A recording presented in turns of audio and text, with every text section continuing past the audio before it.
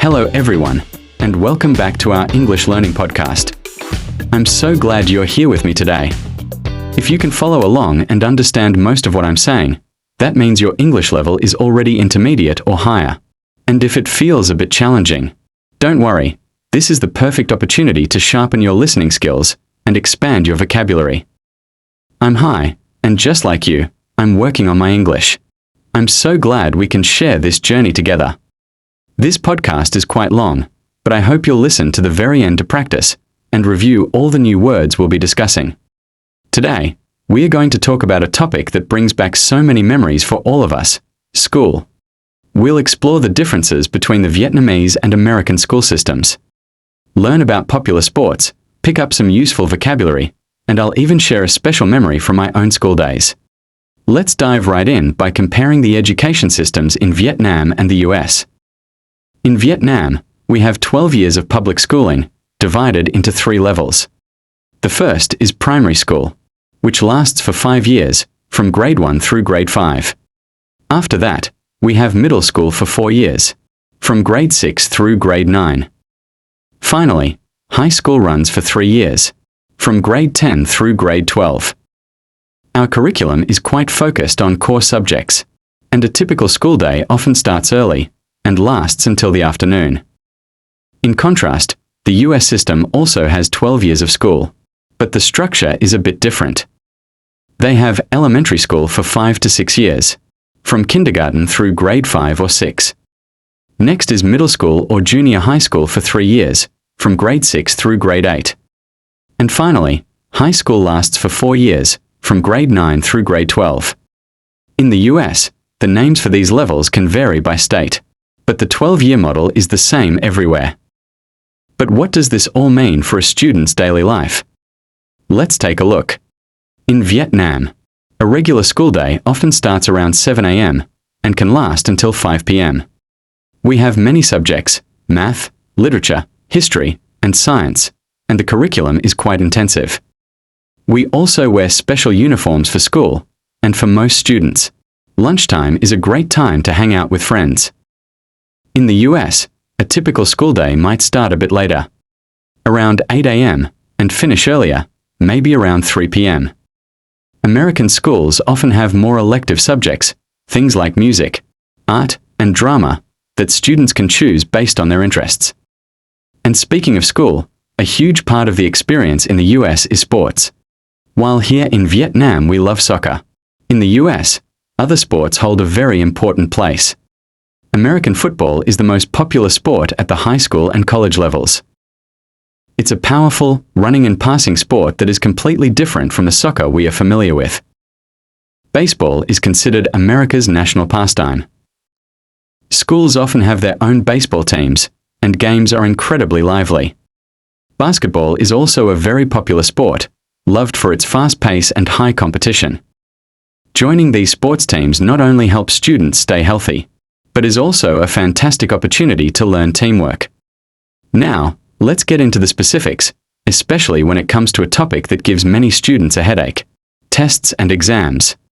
To understand school better, let's dive into the key characteristics of each system. In Vietnam, there are a few notable points. First, let's talk about exams.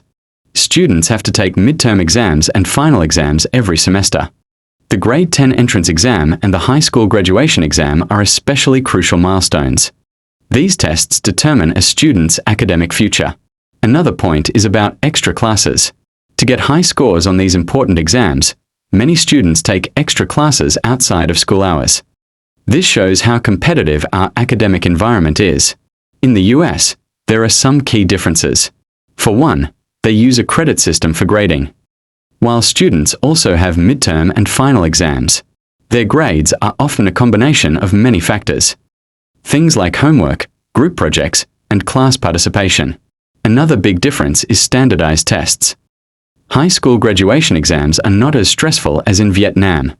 Instead, to get into college, students need to take standardized tests like the SAT, which stands for the Scholastic Assessment Test, or the ACT, the American College Testing. These exams assess a student's reading, writing, math, and reasoning skills. The scores on these tests are a very important factor that colleges use to compare applicants from across the country. This brings us to an interesting point. How well does the Vietnamese learning system prepare students for these standardized tests?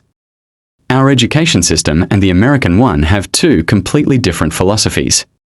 In Vietnam, we focus on memorizing and mastering a large amount of knowledge.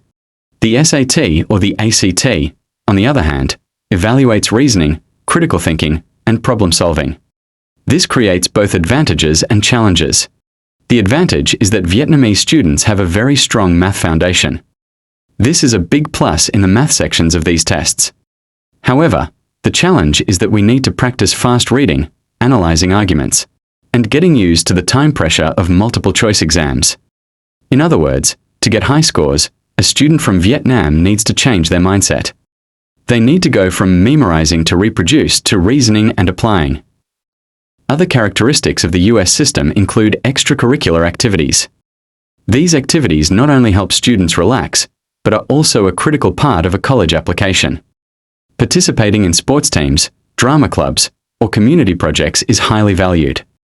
Finally, there is the diversity. US schools often have students from many different cultures and countries. This creates a very diverse and enriching learning environment. With all that information, let's equip you with some useful vocabulary. When you're talking about school, you might want to use words like curriculum, which refers to the set of subjects taught in a school.